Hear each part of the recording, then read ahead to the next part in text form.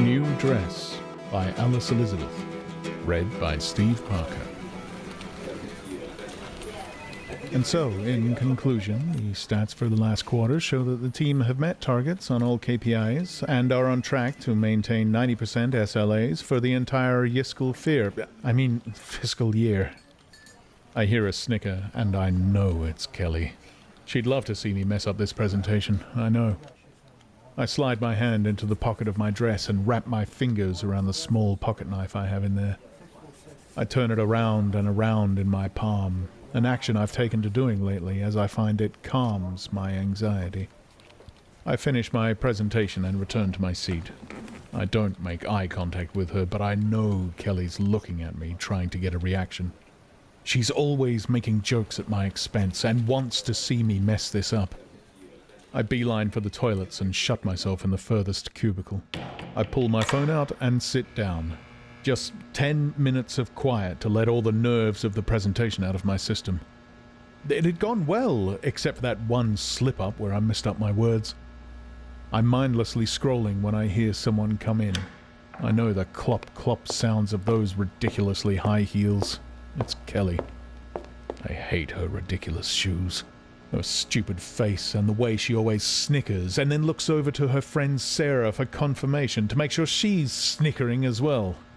The snickering bitches, I call them. Kelly flushes and clops her way over to the wash basin. The door opens again, and I hear, "OMG, Cal!" Fuck, it's Sarah. "I know, right?" says Kelly, and they both burst into laughter. "Numbers go up, numbers go down, dur, dur, dur," Sarah says in a mocking voice. She's doing an impression of me.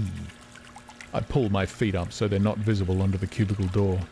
I didn't think they'd notice anyone was in here, but just in case they did and took note of the shoes. Not that it would change anything. They'd still be bitches if they knew I was listening. They'd probably be worse, actually. And what's with that dress? If I was presenting to the board, I would at least wear something decent, not a hand-me-down from old Grandma Bess. I bought that dress especially last week. I liked it because it had pockets. "Shall we continue this discussion over lunch?" Kelly asked. "Damn straight we will. Enzo's?" Sarah said. "Where else? See you there at 12:30? Done. See you then." Kelly clocked out of the bathroom and Sarah locked herself into the cubicle 2 down from me. I had a decision to make. I could exit the cubicle now, wash up and be out the door before Sarah finished, or I could stay a bit longer and wait for her to leave first. I decided to make a dash for it. I'd already been in here longer than 10 minutes. My absence from my desk would be questioned soon. I flushed the toilet, smoothed out my dress, and went over to the sink to wash my hands. I was still all lathered up when I heard a flush from Sarah's cubicle, and the door opened faster than I thought possible. "Oh," she said, a flicker of panic across her face. She wasn't nearly as brave without her crony to back her up. I didn't say anything. I just stared at her in the mirror. After a moment, I turned away to dry my hands. She went to the basin next to where I had been and turned on the water.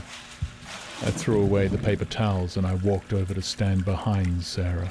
I stood there with my hand in my pocket, clasped around the small folded pocket knife. She tensed, feeling me standing there behind her, but she wouldn't look up and make eye contact with me. "You don't like my dress?" I asked. She looked flustered for a moment and couldn't get her words out. It was Kelly that said that about your dress. I think it's fine," she stammered. "It seems there's little loyalty among the snickering bitches." I took my hand out of my pocket, clutching the knife. I flicked the blade open, and she jumped at the sound. Sarah backed up, but she went the wrong way. She could have made a bolt for the door, but instead the silly girl went the other way, and now I was between her and the exit. "I think my presentation went well, Sarah. I'm sorry if the numbers were too hard for your little brain to comprehend." I raised the knife and lunged forward.